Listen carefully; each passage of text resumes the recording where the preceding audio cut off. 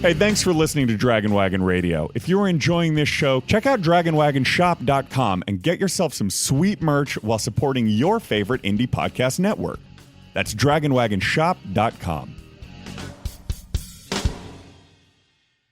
It's the greatest mystery in literary history. A divisive question with highly contested answers. Who was the writer behind the pen name William Shakespeare? Welcome to Don't Quill the Messenger.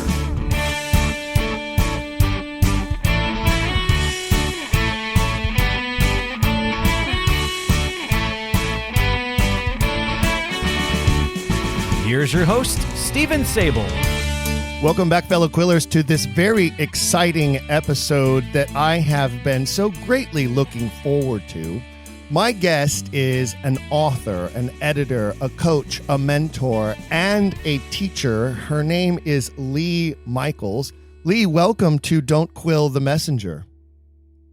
Thank you, Stephen. You are indeed the most prolific writer we have ever welcomed to the Quiller Nation, with more than 100 books to your name, including historical romance novels, contemporary romance novels, nonfiction, books about writing, teaching other writers how to write, cookbooks, and even local histories. And then, of course, one of the reasons we're here today is to talk about your book about the Shakespeare authorship mystery, a book titled Much Ado About Shakespeare, which we will explore a little bit later, because first I want to talk about your career. What a magnificent career. So many books. And how do you churn out all of that content over the years and keep things fresh and new and exciting and different storylines? What's your inspiration process like? Well, having a mortgage helped a lot, Stephen. It encouraged me to treat writing as a real job, to sit down at my desk in the morning and wait for inspiration to happen when I was in a good place to receive it. And for many years, I wrote 4 books a year. So that was about 200,000 words a year published. It just kept me busy, kept me excited, and I would finish a book and be just about ready to start the next one, knowing a little bit about the characters and the problem, and then eager to find out what happened. Well, I definitely understand that. I'm a former theater owner, and when I lived in LA and I had my own small theater there, we did 10 productions a year. Every 6 weeks, we were opening a new show, because if we were dark, the theater was dark and the mortgage was still due. So I totally get the needing to make the nut in order to to keep stuff going. But you have now, there are more than 35 million copies of your books in print in 27 languages in more than 120 countries around the world. That is an incredible feat. Yes. Which countries tend to be the most interested in your content and in the books that you write? I have a large readership in Japan. I have an excellent readership in Italy, France, Germany, England, of course, and then some really amazing languages that I have copies in: Russian, Chinese. The Korean books were very interesting because for many years they would run 2 versions of the book, one in English and one the translation in Korean. And I think largely it was for people who were trying to improve their English so they could go back and forth between the two. And what a fun way to do it, with a romance novel rather than with a textbook. Now, obviously, I have looked at your Shakespeare authorship mystery book. I have not, I will admit, I haven't read any of your romance novels. My first question is, how steamy do they actually get? Well, they're on a range. The contemporary romances are what's known as sweet traditional, which are pretty much closing the bedroom door. Things happen, but we don't see it happen. All the way up to the historicals, which can be pretty steamy. In fact, one of mine, a neighbor of mine, picked it up and read it, and her husband sent me flowers. I love that. That's a magnificent story. Well, good for them. Look at that. Yes, I think they had fun. You didn't know that your books could be a marital aid. Actually, romances are used as marital aids, and they're used to teach conflict resolution, healthy conflict resolution. They're used in programs for abusers to illustrate how things can be different than what they've always thought they should be.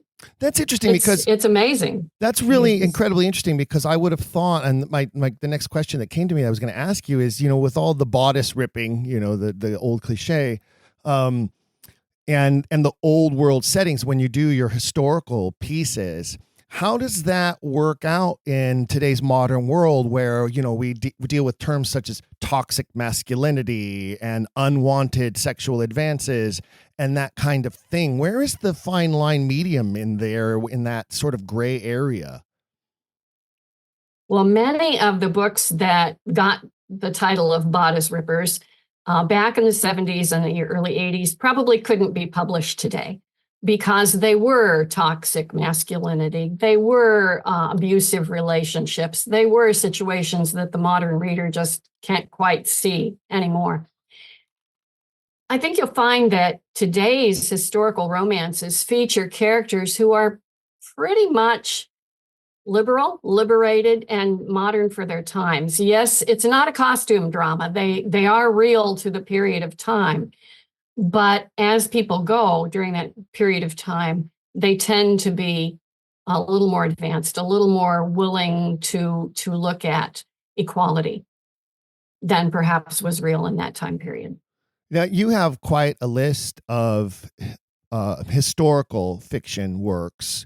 Do you prefer to write things in a period, in a time of long ago, or do you prefer to write more of the contemporary pieces? I wrote contemporary romances for many years, and I really enjoyed that. But I also found that after you've written contemporary books for 30 years, they're no longer contemporary. They're sort of accidental historicals. And also, I got a little burned out after I wrote 80 contemporary romances, and I started thinking about some other possibilities. And that was when I turned to writing historicals, because it was a different challenge. In many ways, it was more of a challenge. But I had enjoyed historicals for many years. I'd read them. I had read about them. I'm a history student. And so I felt that finally, after many years of research, I was prepared to write in that period of time. And I find that that's a very different kind of challenge. It's also possible to do stories in historical format that really are very difficult to do in a contemporary setting. It's kind of hard these days to figure out why two people would get married without having love involved. And the marriage of convenience story is a trope that readers love, but it's hard to pull off anymore in contemporary times. Historicals, on the other hand, you can do it regularly. It was the way of the world. Well, sure. And in fact, in the Shakespeare canon, we see multiple Exactly. instances of that. And obviously, because that was such a specific thing to not only the Elizabethan time, but the other historical periods.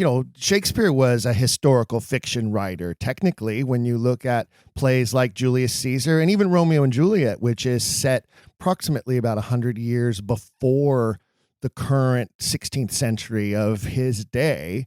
So yes, I kind of look at him as sort of the first historical fiction writer. Antony and Cleopatra might be considered one of the first historical fiction romance stories, right? Not technically romance, but definitely a love story. And the same with Romeo and Juliet. It's not technically a romance. It is a tragic love story. And there's a little bit of a distinction there that I have to go round and round sometimes with my students. Of all of Shakespeare's lovers, which pair would you say are the most romantic or have the truest romance?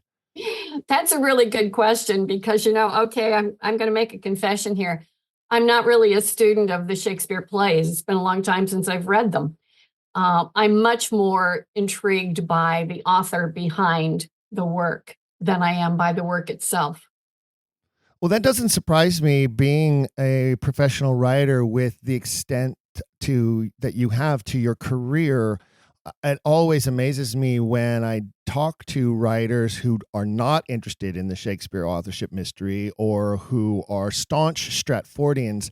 I can't understand how they can be in their profession and not see the giant gaping hole that exists here that doesn't truly connect the man that we've been told is this prolific writer of his age and the work that we have, the canon. If I were to take the Lee Michaels canon, I'm certain I would be able to look at Lee Michaels, the woman, and your history and be able to go, oh yeah, well, that all makes sense. And there's so many. Absolutely. Tell me a few things that would completely make sense, that would say, okay, yeah, that's why this is definitely the writer. Well, for one thing, I'm a middle class, socioeconomically, perhaps even deprived. I was first in my family to go to college, for instance. I grew up on a farm in Neufer, Iowa. What would say that this person could write books about the British Regency period, about dukes and earls and all that? Well, I've done the research. But in fact, when you look at my historical novels, they're pretty much middle-class characters. And they're pretty much small town characters. They may not live in a small town, but they are part of a community that's very small town. And all those things are very much like me. My characters are almost exclusively pretty much like me. They have a very strong Protestant work ethic. They are middle class. They have a unique worldview that is not very much like the aristocracy actually is. Those things, because of the kind of choices that I make when I write, definitely reflect me, the person. When I reach for a comparison, it tends to come from femininity. It tends to come from household things. It tends to come from crafts and sewing and that sort of thing. I once let a hero make a statement. He was in one of my contemporaries, and he was a tycoon. And he said, telling you that would have been like giving you the recipe for how to hurt me worst. Well, he wasn't a chef. He wouldn't have said that. But that was the comparison that came to my mind, because those are the things I think about. When I look at Shakespeare, at the works, I don't see a man from Stratford-on-Avon who was a very lower class or lower middle class individual who very possibly had no education, had no books, had no resources. I don't see how that man could have written those plays. I don't see how a man who could be charged with hoarding grain could write "Who steals my purse steals trash." I just don't think he would think that way. I obviously completely agree with you, and so do, I would say 98% of the listeners. We have a few closet secret Stratfordian listeners out there, but most of them are what I would call post-Stratfordians. They've transcended that theory and have moved on to other theories. So obviously we agree with you. And I love the fact that basically what you're saying is something that I point out over and over again, that so many writers of the past have pointed out as well, is that writers are autobiographical, whether they like it or not.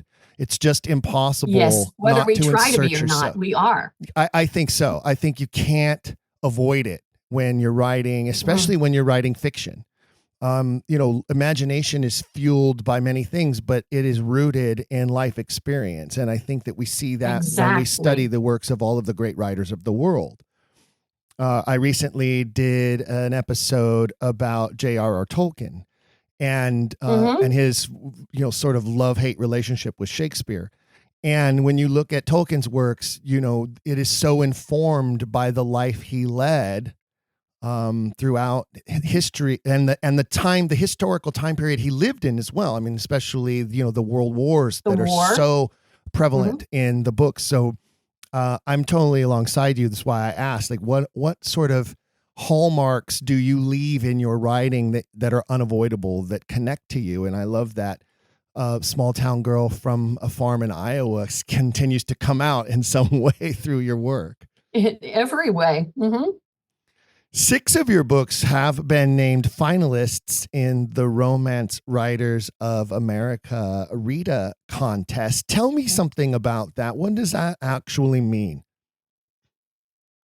Well, every year, the Romance Writers of America have two contests. One is for unpublished manuscripts, and the other one is for published books. And 6 of my books were named as finalists for the best book, the best in their category of that year.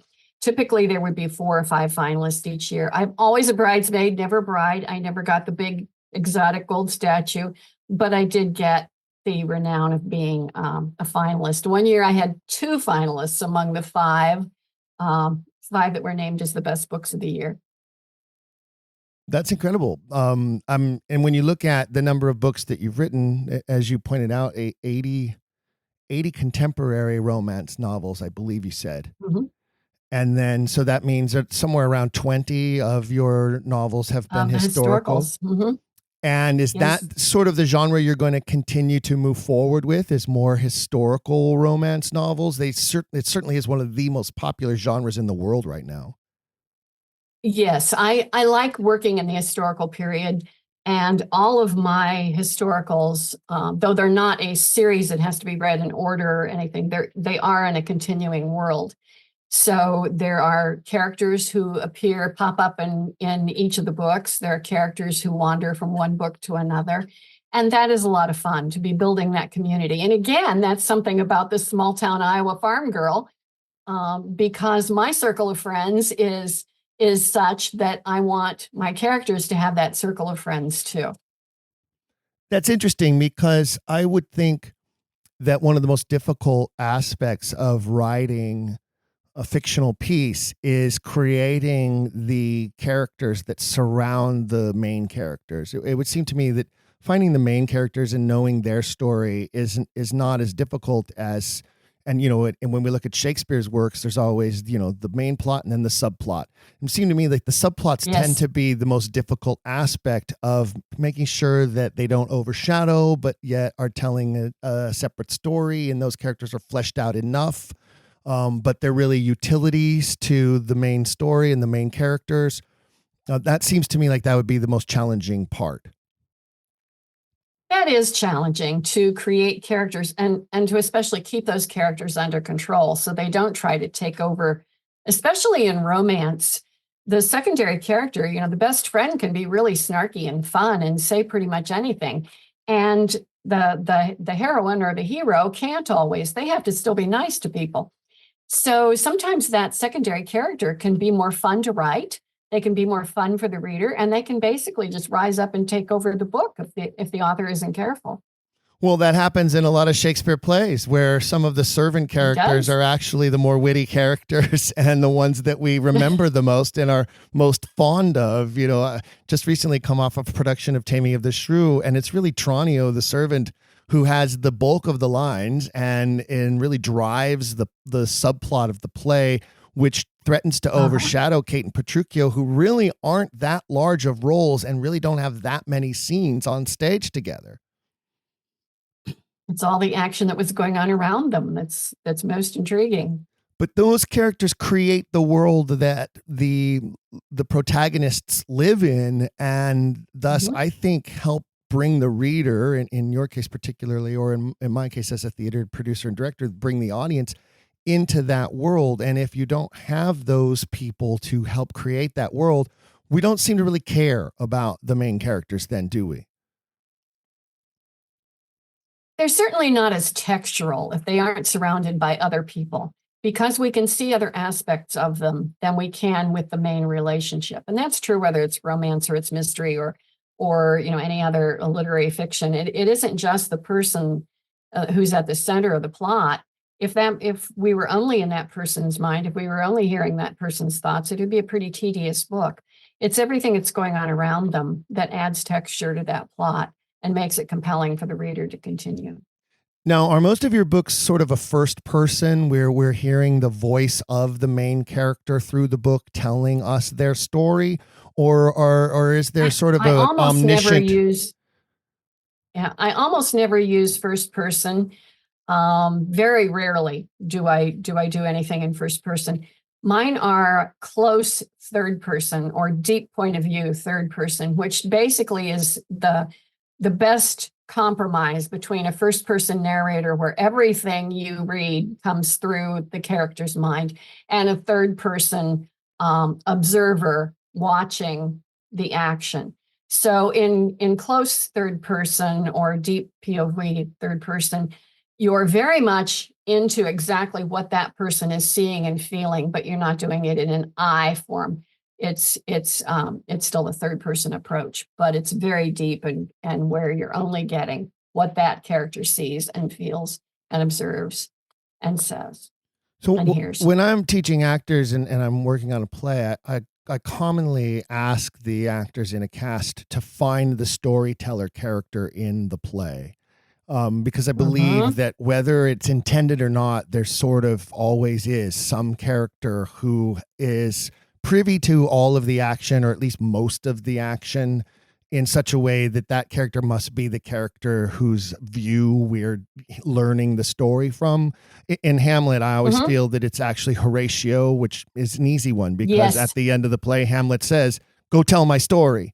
So that one's a pretty easy one, but so are you saying that sort of there's like a storyteller character in your play, or is it more of a omniscient source? No, it's the main characters. Generally, in romance, the hero and the heroine. Rarely is there another outside character that has a point of view. It's one or the other of those, but they're telling it almost as though it is a first person approach. I see. What you're talking about, though, with that central character is the pivot character. And often in a series, and I've done a couple of 3-book series, is there is a character in that situation who is the pivot character around which all the action happens. One of my trilogies, the hero of the second book is the pivot character. He's in all 3, but he is the reason that all the action of all 3 stories actually happens. And when I figured that out, I was trying to plot that series. And when I figured out that he was the main pivot character of the entire 3-book set, then the stories fell together much more easily. Now, I've heard many writers tell me, and I've seen interviews with different writers who say that the characters, they sort of create these characters and then the characters tell them the story. Is that how the things work? Absolutely. Oh, absolutely. I've had characters that I've tried to make do things and they went, really? You think that would bother me? And, do you think I'm going to do that? No. And so I've had to go back to the drawing board and think about, okay, what do I do here? How can I make this work? Because I need this person to do this, but obviously this reason isn't working. Why would she do this? The characters do take over. They absolutely, for me, stand up and say, this is what I'm going to do in my story. How do you keep track of characters when you're writing a book and you're like, in scene, like in chapter 3, there is a servant that needs to pop in, or there's a messenger boy, or whatever that, the peripheral characters happen to be. How do you keep track as you get down later in the book and you go, oh, wait, I need that guy to come back again. What was his name again? I gave him a name and I don't remember what it was now. I have to go back through my pages and find, like, how do you create like a character map? Are you, sort of like laying out the world before you in this world that suddenly, oh, I need another character here. And now I didn't think I was going to need this character, but now I do need another character here. How does that process work?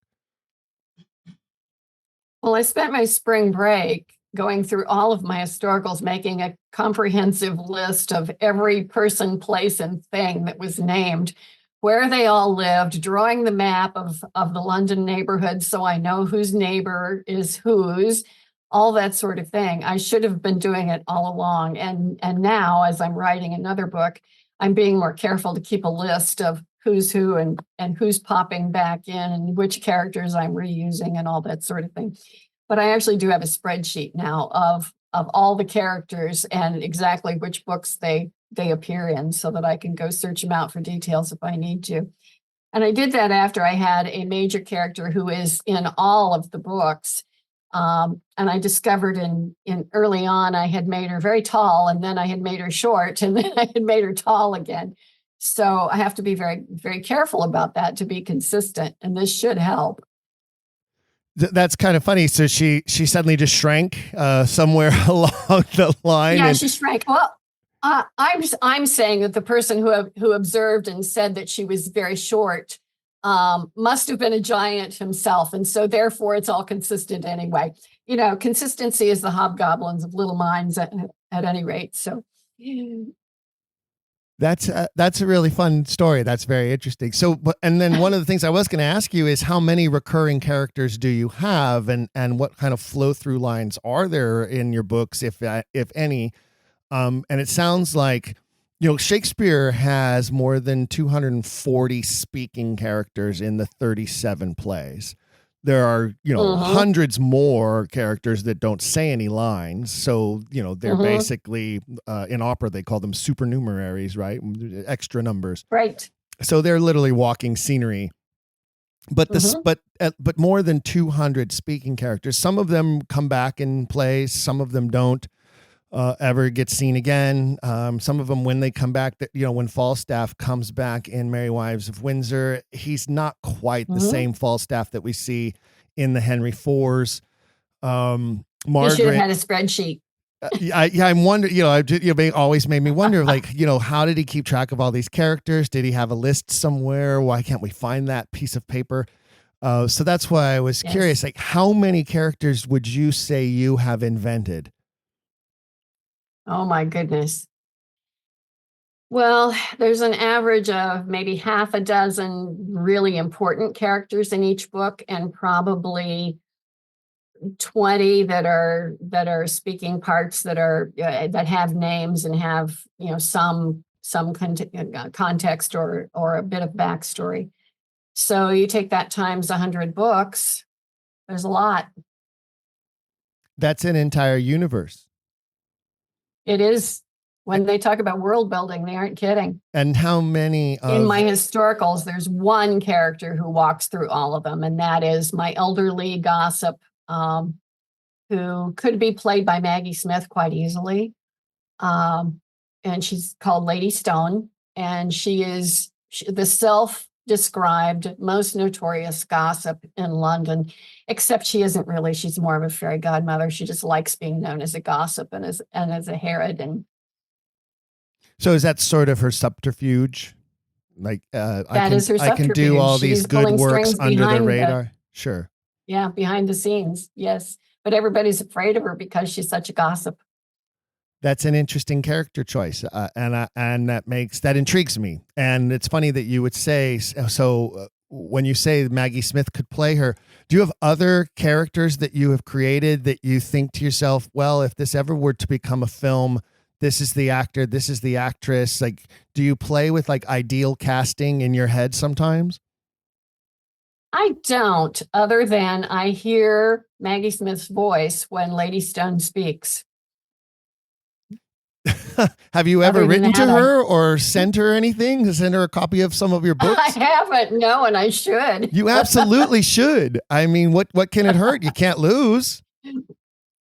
That's true. And what about that? Have you ever had any ideas of trying to, submit your books or stories to some Hollywood producer to maybe have a film made, or convert one or two of them into a stage play, perhaps? Came very close a few years ago with one of my Christmas stories. Marley Batlin was looking for a Christmas property, and mine was one of the final few that she chose from. But sadly, she did not choose it. So that one did not get made, but it's always a hope. Well, I can tell you, obviously, because I have such a familiarity with the Shakespeare canon and I'm producing Shakespeare plays every year, it's a very common late night practice of my wife and I to cast Shakespeare plays. It's one of those sort of parlor games that we play together, where I'll say, okay, I'll name out a play and say, okay, cast it right now from Hollywood's biggest stars. And we play this game together. Recently, we just saw that in Shakespeare in the Park in New York, they're doing Twelfth Night, and Peter Dinklage is going to play Malvolio. And I thought, why didn't I think of that? That is one of the most brilliant casting choices I have ever heard of. And I would love to fly to New York just to see him in that role. Yes. So now hopefully, sounds like a wonderful way to spend a weekend. Yes. Well, if we could find the time to get away, we might actually do that. But, So what I was going to say is, now I would say maybe this prompts you that you're, going along through writing one of your next books or hearkening back to the series where you have continuing characters and you go, actually Pierce Brosnan would be really good in this part. Oh, yeah. Or whoever. He's just the one who happened to come to mind. Uh-huh. He's such a universal. That would be a fun parlor game. Yeah. So maybe I just sparked a little idea there for you. Now, you also teach writing as part of the Gotham Writers Workshop, as well as independent classes and workshops. And you also are I don't know, maybe if contract editor is the proper term to use, but you provide editing services and you pride yourself on your editing capabilities, which makes sense with the amount of content you have produced through your career. But you also have like sort of a blog site where you find errors in other people's books and then point them out. Only in published books. Yes, of course.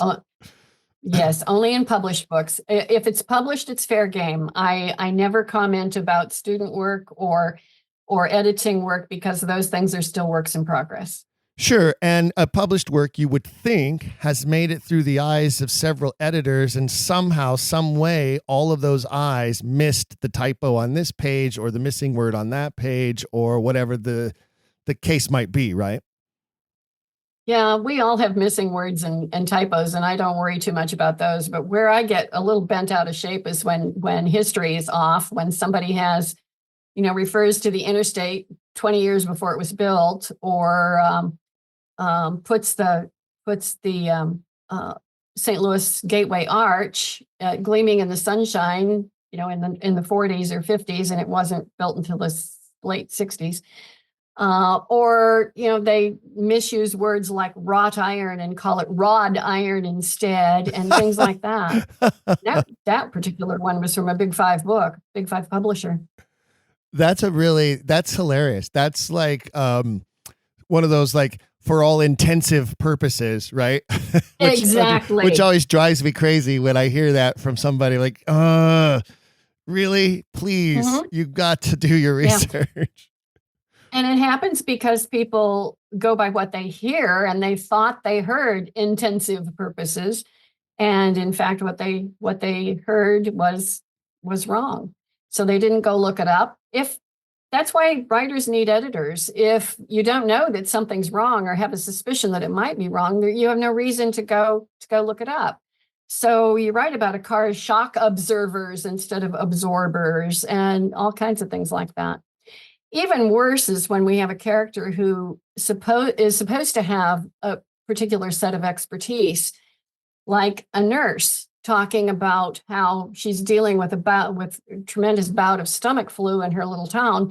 And that means that the flu shot wasn't effective this year. Well, a nurse would certainly know that the flu shot is influenza, and that's an upper respiratory disease. It has nothing to do with tummy aches. That's a great one. That's that obviously sounds like that's one you came across somewhere. I did come across that. Here's another one that's in a Big Five publisher's book. A character was shot in the thigh and came very near to dying because it tore out her carotid artery. Oh my God! No way! Yeah. How did that get by? I mean, most lay people even know that. Like, come on, really? That's horrible. Well, I think they'd know enough to go look. It's not hard to Google which artery is in the thigh. Right. But that's really funny. That's a really good one. Wow. That who built that person? Frankenstein? Yeah. I can tell you, but then I would, then I'd have to kill you. Yeah. Speaking of that, without naming anybody, the real persons shall remain. Names have been changed to protect the innocent. And without getting into any specifics, have you or how often do you use people from your real life experience as sources or inspiration for characters in your books? Rarely, actually. I use incidents much more than I use people. I find that it's actually harder to take a real person and make them a convincing character than it is to create a character and let them be free to be themselves. But I do use incidents. So there are times that something has happened to a friend, and they'll read the book later and say, yeah, I know where you got that idea. So you haven't actually been ravished by the strapping young gardener with the six-pack abs then? Oh, I wish. How I wish. I used to say that I wrote 4 books a year because I could fall in love with a new man every 3 months, and my husband didn't mind. That's great. I love that. That's really funny. And speaking of your husband, how long have you been married? I was married for 40 years. And he's been gone now for several years. Oh, I'm sorry. I wasn't aware, but just curious. That's fine. Thank you. What type of interaction does a man married to a romance novelist have to deal with, and what kind of fun moments or strenuous moments there must be living in a house with a romance novelist? It's got to be very, very interesting for a spouse, I would think. Well, he would say that as soon as I said that I would never be able to write again, that exactly 2 weeks later I would start the next book. He had me pegged that closely. I didn't know it, but he knew me that well. And for many years, he read everything that I wrote, chapter by chapter, as it came off the printer. And he was an excellent first reader because he loved everything I wrote. He just loved it to different degrees. And I could tell by the degree whether it was working or not. So without ever saying, honey, this doesn't work at all, he was very helpful to my career. That's a wonderful sounding board to have as a creative artist. And I think that most creative artists would love to have a partner like that in their life who can be that sort of sounding board, as well as, I don't know if muse is the correct word all the time, but it's one that we use a lot when we're talking about sort of inspiration for continuing to do what we do, or just the support behind what we do as artists. I think is so crucially important to have somebody alongside you who can see that vision for you, even if they don't share that vision. Mm-hmm. Now, as an editor, and who pours through works and points out issues, I can tell you there are a lot of post-Stratfordian writers of books about the Shakespeare authorship mystery who could have used better editors. There are a lot of typos and missing words and issues in plenty of those books, because quite frankly, part of that is because many of them are self-published and they're, works of passion by somebody who's investing their own funds into and finding volunteer editors to help them before they get out there on Amazon or wherever they get published. But you also have astutely pointed out, and this is where I want to now get into your book, Much Ado About Shakespeare. You have astutely pointed out that a lot of those books, and I have a giant library of them, so I'm absolutely familiar with this criticism. Some of them are so, and this is a direct quote from your website, so densely written, and it's true, and it makes it very difficult especially for newcomers to the mystery, or those who just want to dabble a little bit in it or are curious about it. I call my listeners fellow super sleuths trying to solve the mystery. And it can be really difficult to dive into some of those books with all of their annotations and all of their references and endnotes and et cetera, et cetera, et cetera. And they get deep, deep, deep into the weeds about characters in Elizabethan pages, if you England. drop it on your nose when you're reading in bed, you'll kill yourself. Yeah, it's true. And your book is different. And it seems to me like that was your goal. You wanted to write something that was more easily consumable by someone who wanted to learn about this mystery, but not be overwhelmed with the magnitude of data. Yes, that was exactly what I wanted to do. That was how I came to the Shakespeare mystery myself. I'd studied Shakespeare, in high school and in college, like we all do. And I had always been told that the person who wrote the plays was this person from Stratford-on-Avon. And I never gave it much thought. And then years and years ago, I ran across a privately printed book that had been published by a man who lived here in my hometown. And every year for Christmas, he would come up with some topic that he was particularly interested in, and he would write a short book, and he would have a couple of 100 copies of those hardbound printed and give them to his friends and family in lieu of a Christmas card. And one of those books was about his interest in the Shakespeare authorship question. And I read that book and I thought, well, I don't know, maybe he's just pulling my leg, maybe he's wrong about this. And so I went through his list of sources and I started reading more deeply. So that was what I intended to do with the Much Ado About Shakespeare, was just give a taste. It's more the length actually of a long magazine article than it is a book, but it gives the highlights as to why I, as an author, find it so difficult to believe that the person from Stratford-on-Avon wrote these plays. I'm not saying that somebody in that time period, in that location, in that educational level, in that socioeconomic class could not have written plays. I'm just not convinced he could have written these plays. And I wanted to do that introduction in a way that somebody could read in an hour or less, and that would leave them with saying, oh, gee, there definitely is a question here. I'm not sure where I come down on the answer, but there's definitely a question here. I want to read more.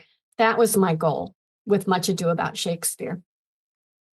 It's kind of a risky area to dive into. Some published writers and others in the literary world have found that when they dive into that area, they've suffered extreme backlash, ad hominem attacks. One of the guests that I've had a couple of times, who I like to account as a personal friend now, Elizabeth Winkler, she's a journalist who wrote a book on this topic and just got nailed over the head by left and right in every direction from Sunday about it. Did you find anything like that? Did you get? Absolutely, she did. What about you? When I've not had any kind of, I've not had any flare up like that, other than talking in general about it to friends and professors and that sort of thing who just roll their eyes and say, yeah. But I have not had any personal attacks, not anything nearly along the line that Elizabeth Winkler has suffered. Well, you must have a significant number of people out there who are regular readers of your work, who look for your books, particularly because they enjoy your writing, and have followed you through the years. And what do you feel about, or do you know, or do you hear from any of them who, because they know your work and they love your romance work, and suddenly find that you've written these other things, like a book about how to be a better writer, or your cookbooks, or now this book, do you get any feedback from any of them ever on some of these, what your website calls the extras that you put out there? Well, sadly, I've gotten much more feedback on the cookbooks than I have on the Much Ado About Shakespeare. That doesn't surprise me. But I was just curious what kind. Cookbooks are very popular. Yes, they are. They're extremely popular. That's a very shrewd and intelligent business move there, Willie, I have to tell you. But many would argue. Well, I wrote the cookbooks. Many would argue. I wrote the cookbooks because I needed my own cookbooks. So I didn't realize it would sell quite as well as it did. That's great. I mean, so now you have all your. So basically, what you did is you took your favorite recipes that you use, put them in some sort of organization, and went, you know what, I could publish this. Exactly. And then I have my very own copy, and I never have to make another recipe card again. You'd open the drawer, flip through the pages. Oh yeah, there it is. Got it. Perfect. I'm Italian, so we don't really use recipes. And when we do, we don't measure anything. So it'd be really hard for me to create a cookbook because I would have to literally go through and try to measure things. The biggest challenge of the cookbook was trying to figure out, how did I do this and what are the measurements for somebody else? Because I'm pretty much the same way. I don't measure. Italians say that we open up the seasoning, we start to sprinkle it, and then we wait for the spirits of our ancestors to say when. I like that. Yeah, that's the Italian way of cooking. Usually it's a nonna, it's a grandmother somewhere who speaks to you in your head and says, okay, that's enough. Don't put any more. stir it now. Mhm. Turn down the flame, whatever. You can always add more later. Yes, exactly. Indeed. But there are some who would say it was kind of risky for you to dive into the Shakespeare authorship mystery and to write this book and and with a woman as busy as you, what makes this sort of work of passion, I'll call it, so important that you said, I'm going to do this. I need to put this out there. Well, I had been a vocal advocate on the Shakespeare question for years, to the point that my friends bought me a T-shirt that says Shakespeare. Did somebody mention Shakespeare? Because every time the subject would come up, or anything remotely close to Shakespeare, I could turn it to the authorship question, and they would roll their eyes. But I had always been, for many, many years, been involved in this question, and it just seemed to be that it was time to write it down and make my case as to why it was important to me. And I did that several years ago. So, it's been out for a while. I have a friend who has been a very regular guest on this program. His name is Earl Showerman, and he says that among his friends and family, he's an Oxfordian, and he says among his friends and family, he is known as the Obnoxfordian. Oh, I love that. Because once you get us started, we can't shut up. My wife says I'm the same way. Exactly. And because I'm producing Shakespeare plays on a regular basis and dealing with actors, and I obviously make it no secret that I lean towards the Earl of Oxford as the true author. And I often, in directing the play, will talk about aspects of his life without identifying him. I'll just say, the reason why this scene is here is because this is the author inserting part of his autobiographical experience. And these characters are having this moment because it's informed by this. And here's what he intends, and here's what he means. And inevitably some actor will go, how do you know that? I never read that anywhere. I didn't find that in any of the notes or the Cliff's notes or the study material. How do you know that? And then my wife will always say, don't get him started. Just take the note and move on. We don't have time. She constantly has to keep me in check. Not if we're going to get this play put on. We don't have time. Right. That's for another day, not at rehearsal. Not at rehearsal. Yeah. So I suppose I'm a little Obnoxfordian too, a little bit. But that's funny how we get that sort of, I don't mind having a nickname. I don't mind being the Shakespeare guy. I don't mind being the Shakespeare mystery guy. It's part of my identity. I claim it. I love it. And any of my friends or family who are interested in knowing about it, I have no problem telling them about it. And I often try to, obviously I encourage them to listen to this program, which I believe is a great entryway and a great way for people to learn more about it without having to dive into 500-page books that get into deep, deep weeds. And I have a few books that I recommend to people that I often give copies to people to try to say, okay, here, if you want to know more, read this book. Elizabeth's book is a great one for that now. She's really done something wonderful there with that book. But your book is also a wonderful place for people to start and it's also a wonderful thing that you can gift to someone or hand to them to say, here, you want to know more about this thing that I'm involved in or interested in, or that I listened to this podcast about or whatever.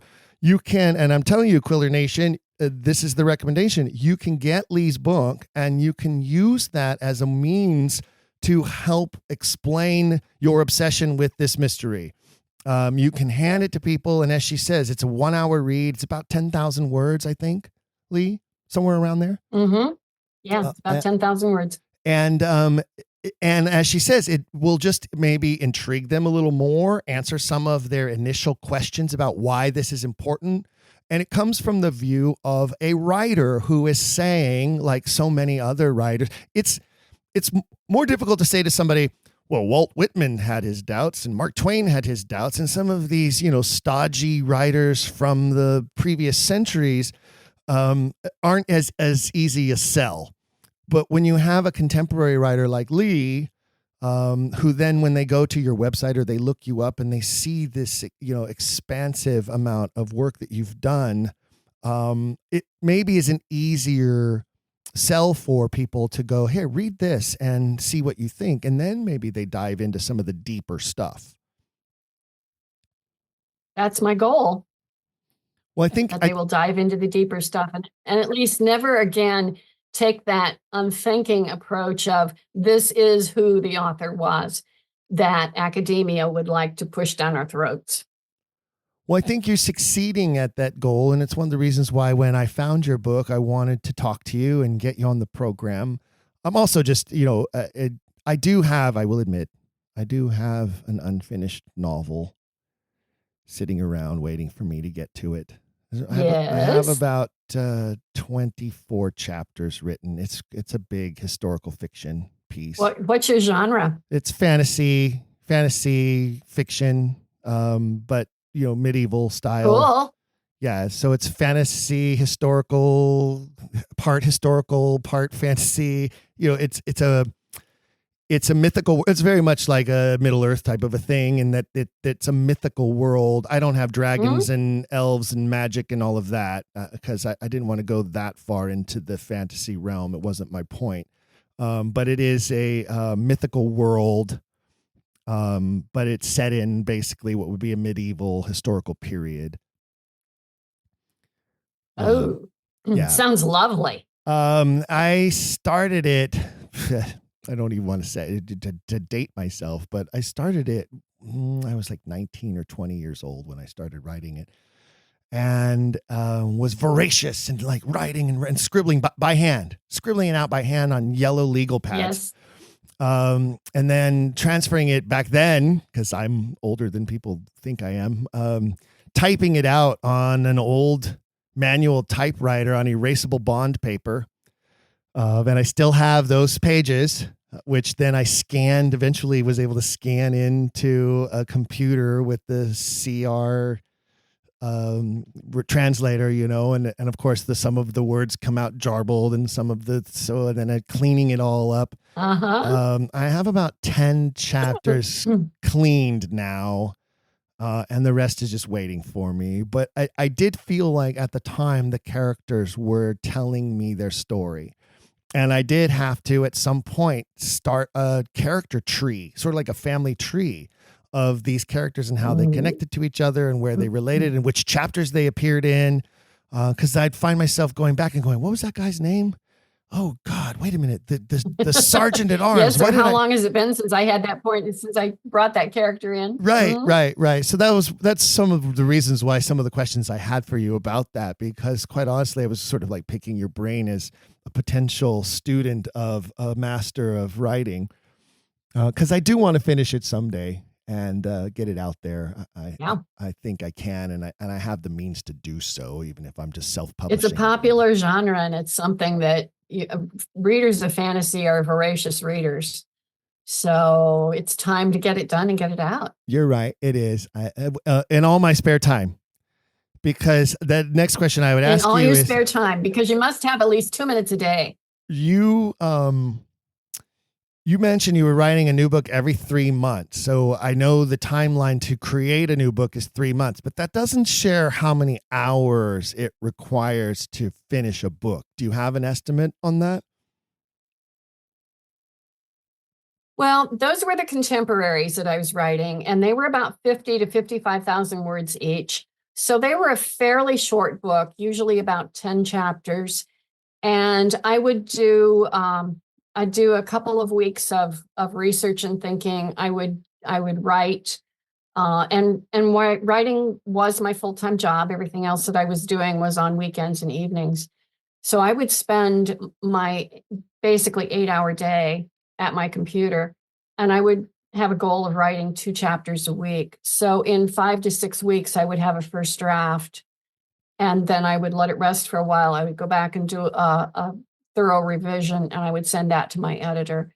And then I would start thinking about the next book. And by the time I heard back from my editor about any recommended changes or anything that she had, then I could go back into it. And of course, at that point, I could no longer remember what the heroine's name was. So I had to, go back and read it from the beginning again in order to incorporate the changes and revisions.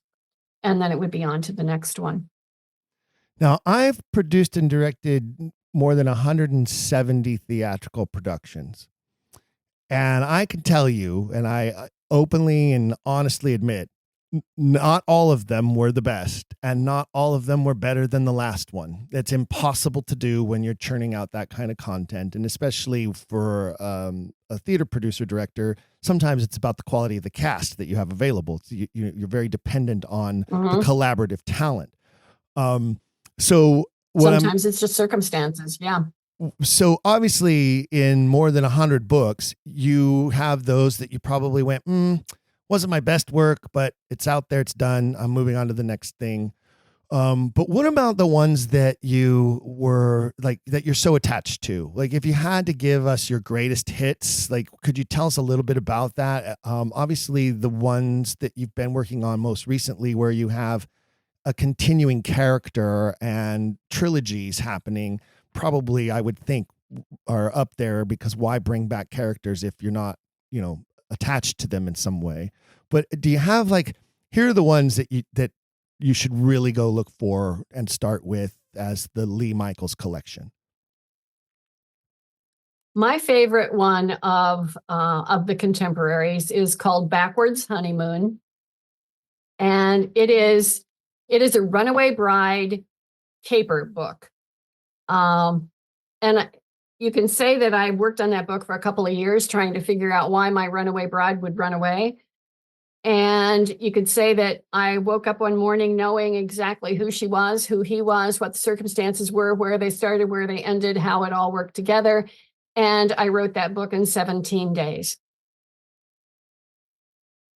Wow. Then when I sent it to my editor, she responded with, "Love it, no problem. It's going straight to acquisition." So it didn't even get a word of revision after my initial first and second draft. So yeah, that one was a favorite. And it's just a fun book. It's a caper as my two characters are trying to elope from her wedding and try to get to Las Vegas so they can get married. It loses something in the translation. My favorite of the historicals is called Just One Season in London, and it's a book about the three members of a family who are short of money, and in the aristocracy, that was something you just really couldn't be. So each one of them is trying to marry money for the sake of the other two. And they're very close and loving mother, son, and daughter. And so their story is a lot of fun because the three romances are twining together throughout that whole book. That does sound fun. That sounds like a Shakespearean plot to me. That's something he would have loved. Yeah, he would have loved that idea, I think. And that could have been a great Shakespeare play. Yeah, and how you think one person involved, the secondary character is probably associated with this romance. No, it's another romance entirely that he's involved in. One of the reviews of that book said that she was up all night because she just wasn't sure that the people were going to end up with the right partners in that particular book. That sounds like fun, and that sounds like something that my listeners would enjoy as well. Have you had any thoughts, or do you have any plans of creating something in the Elizabethan period? The Elizabethan period is one that I've always been intrigued by historically and the research, but I haven't done enough research to write authentically about it. I have done that with the British Regency period, and that's why I confine myself to 1810 to 1820. I love the Tudor era. I'm just not sure that I could write effectively about it. I've always felt that historical fiction is another great way that those of us who want to bring further attention to the Shakespeare authorship mystery could do so by writing some books in the perspective of characters from that time period who are either a part of the Shakespeare world or connected to the plays or the producing of plays in some way, or members of court who witnessed the plays, or even the key ladies. Because I believe that when you look at the Shakespeare canon, what you find is a tremendous amount of feminine influence. And I believe that I know who those women are that caused that to be so. And in fact, we've done a couple of episodes on that topic here on the show. I think that those women are responsible. We can credit those women for the Shakespeare canon existing, in fact. And I would love to see some whapping him over the head and saying, no, she wouldn't do that. Here's what she would do. Sure. Maybe not quite, maybe more like the way your husband would say, I like it, but it could be this or it could be that. Exactly. Sure. I think you're absolutely right, especially Edward's second wife, Elizabeth Trentham. I'm certain that she played a part like that in his revision of his work later in life. But I think you're right. I always felt like some stories, fictional, and they could even be fictional romance for that matter, which would open an entire audience to this topic in a unique, different way. Something from the viewpoint of these women in their lives that sort of loosely explains this story, but is really more about them and what's happening in their world and in their lives, like the heroines in many of your books. That sounds like a very intriguing idea. Well, you are a published author with more than 100 works to your credit, who obviously has an in with a publisher and an editor and could probably pitch anything you want and get it published. I'll keep you posted.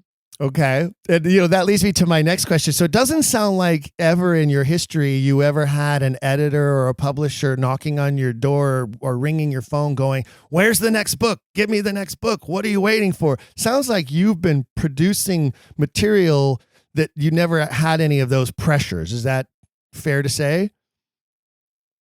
I wouldn't say I never had any of those pressures. There were times that I came right up to deadline. But generally, when we went to contract, we had a pretty good idea of what life was going to be like and what a reasonable schedule was. So I never had many issues of that sort. I did have times that editors would call me and say, what are you writing? Because I always resisted telling them up front what the book was about. For one thing, I wasn't ever sure that idea was going to be the one that I finished with. I might end up writing something else entirely. And I just preferred to stand or fall with the entire book rather than try to sell on proposal. And so every now and then I would get an editor calling me saying, are you on schedule? And can I tell them a little bit about what this book is about?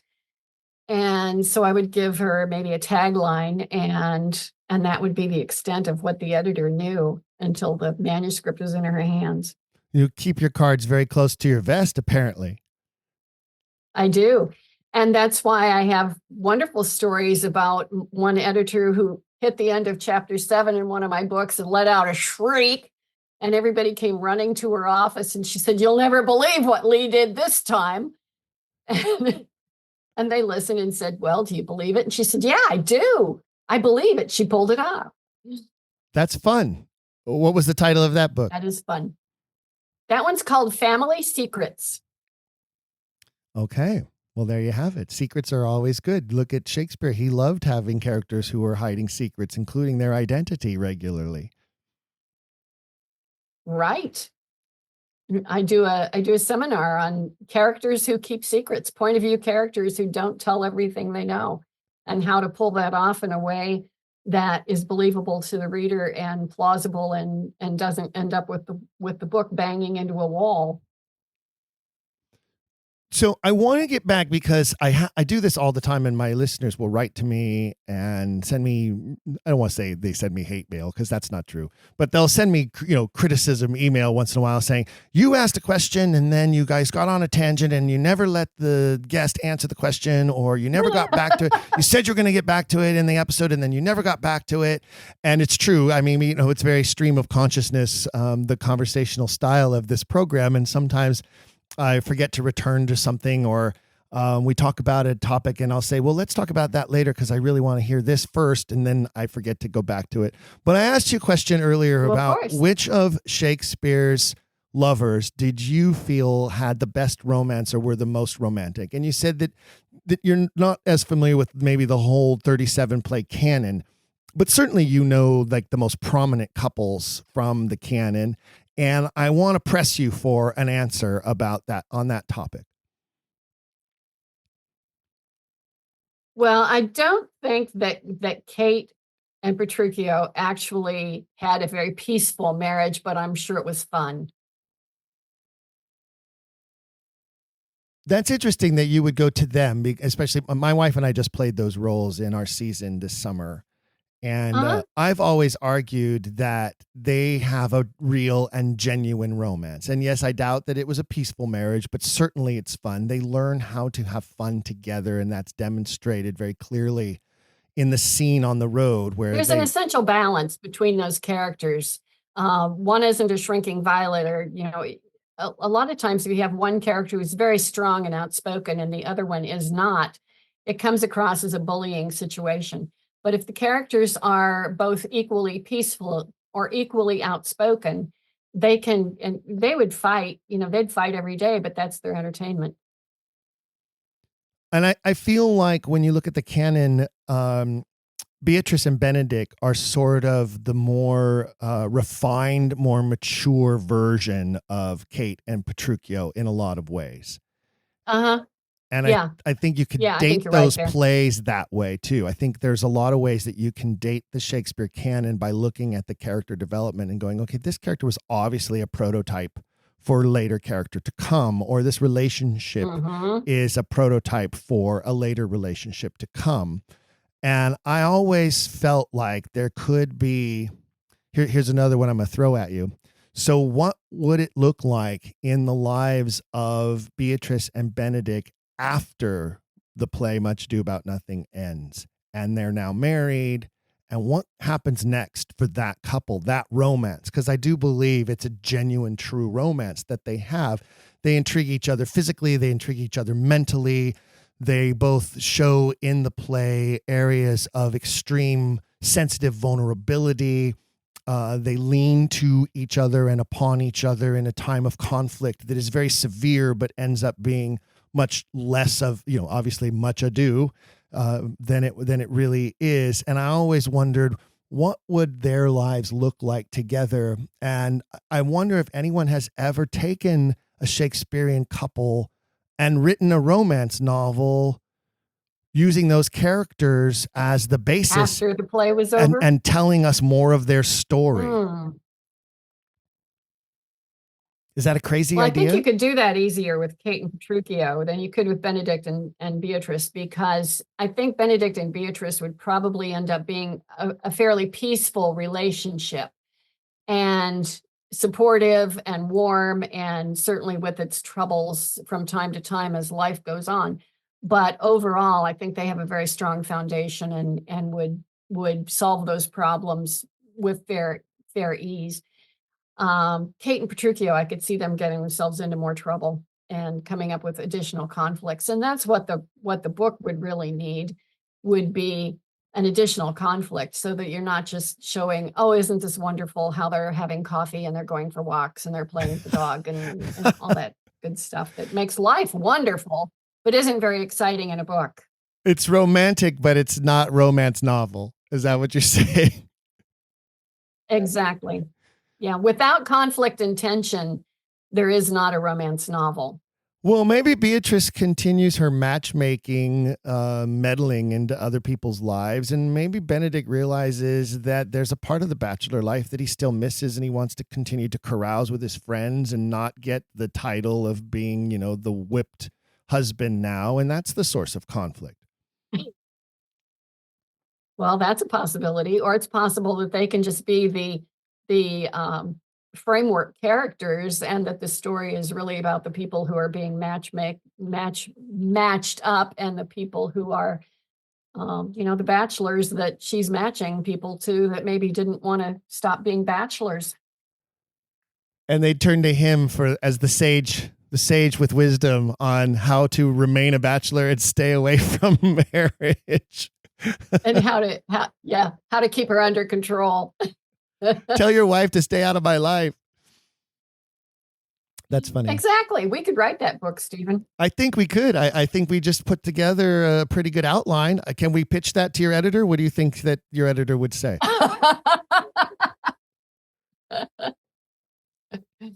We'll see what we can do. Well, tell us, before I let you go, Lee, tell us what you are working on right now. Is there anything? I know you've already established you keep your cards close to your vest, but tell us what you can share about the latest project. What's on your computer desktop right now?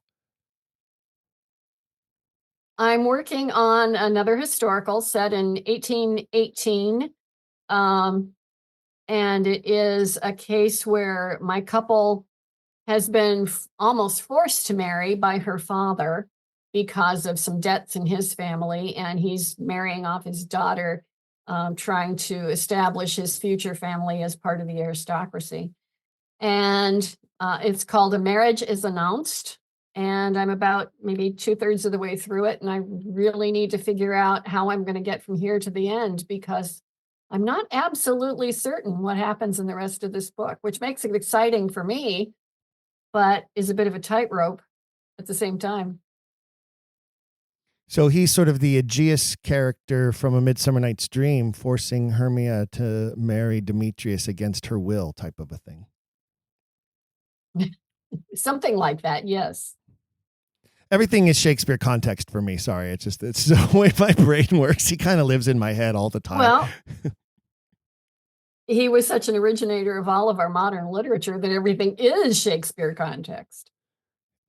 Well, I can't tell you what a pleasure this has been. I want to thank you so much for lending your time. You are obviously a very busy lady, and we consider it such a privilege that you were able to share some of your time with us today here at the Quiller Nation. She is Lee Michaels. She's easy to find. You can find her website. It is leemichaels.com. Lee is spelled Leigh. leemichaels.com. You can find links to her entire library of work there. Do explore the extras page on the drop down. That's where you'll find Much Ado About Shakespeare, as well as some of the other fun stuff we talked about. Her books about how to be a better writer, her cookbook, and some other fun things there, as well as then you can go to the historical romance page. You can go to the contemporary romance page. And she gave you a few titles to choose first if you're interested in finding out more about how she writes and what she writes, and getting lost in some of the love and intrigue that Lee creates on a regular basis. And you now have some insight into how she does that. Thank you so much for being here and sharing with us. Thank you, Stephen. It's been a pleasure. Before we go, fellow Quillers, I do want to give a shout out to our Quiller of the month for July, Frank Lawler. Frank, I hope you have received your email from producer Jake on how to claim your free Quiller swag item from the Quiller Swag Shop. And folks, don't forget to visit our Patreon page, where we too have a growing library of bonus features with nearly 20 episodes available there now, an entire bank of content for you to access. And that's at patreon.com/don'tquillthemessenger. As always, visit don'tquillthepodcast.com for everything Quiller in nature, and send me your emails to contact@don'tquillthepodcast.com, contact@don'tquillthepodcast.com. Thank you again to our magnificent guest, Lee Michaels. And don't forget, fellow Quillers, keep asking questions. If you've enjoyed today's episode, please leave a rating and review in your podcast player. For even more, visit our website, don'tquillthepodcast.com. There you can find official merchandise in our shop, as well as a link to our Patreon. This show is made possible by people like you. We hope you'll consider showing your support by becoming a monthly patron, where you'll receive bonus material and tons of exclusive perks. You can also join in the conversation on our Discord and by following us at Don't Quill the Pod on all social media. All of this can be found at don'tquillthepodcast.com, don'tquillthepodcast.com.